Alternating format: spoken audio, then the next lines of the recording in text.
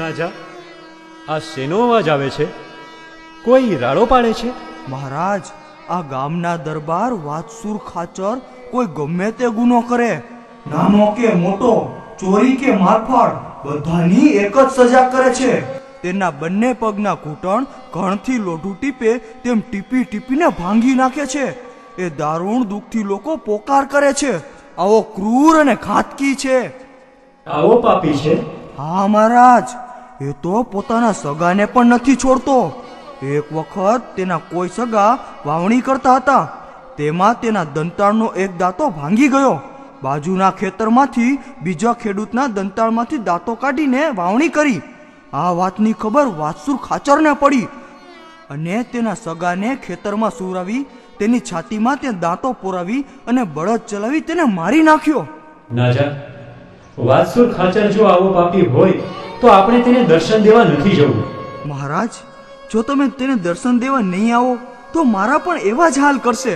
અને મહારાજ, તમારા દર્શન થશે તો એનું ઘાતકીપણું જશે અને બીજાને શાંતિ થશે. માટે મહારાજ, તેને દર્શન આપો. તારી વાત સાચી છે નાજા, અમે તેને દર્શન આપશું. ચાલો મહારાજ. જુઓ મહારાજ, આ સામેથી આવે તે જ વાતસુર ખાચર છે. પધારો સ્વામિનારાયણ. જો તમે ન આવ્યા હોત તો નાજાના ઘૂંટણ પણ ભાંગી નાખ્યા હોત. દરબાર, આવું કરવાથી તમને શું મળે? મારા રાજ્યમાં કોઈ ગુનો કરતા 1000 વાર વિચાર કરે.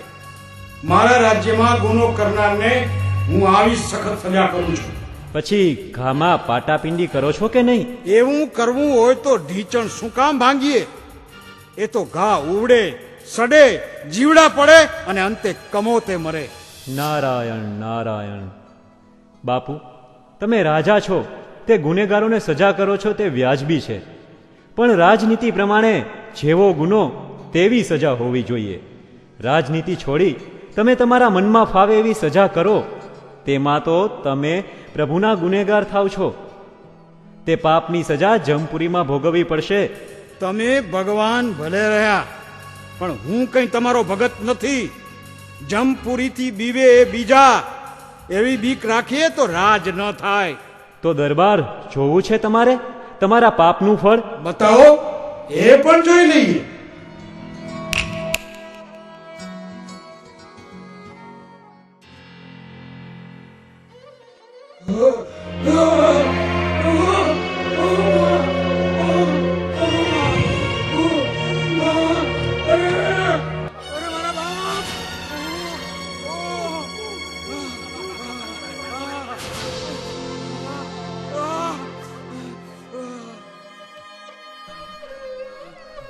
મહારાજ, આને શું થયું? એ તો જમપુરીનો અનુભવ કરવા ગયા છે.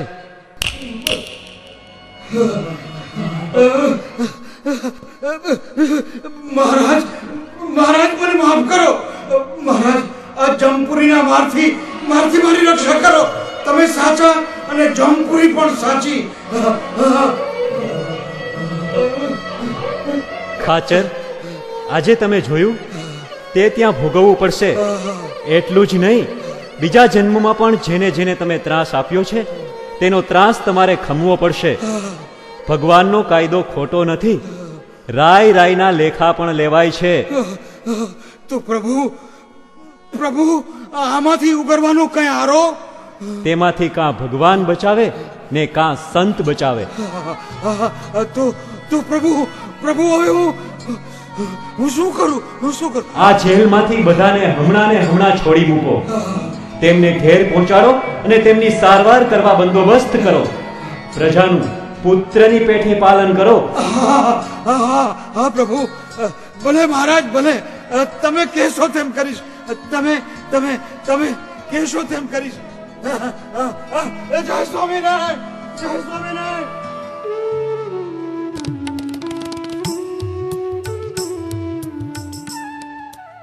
લ્યો નાજા, હવે આ ગામના લોકોને નિરાંત થશે. મહારાજ, હવે હું શું કરું? તમે હવે અમારા અંગરક્ષક બની અમારી સાથે રહો. ચાલો ગઢડા. ભલે મહારાજ, સેવાનો અલભ્ય લાભ આપ્યો. ચાલો.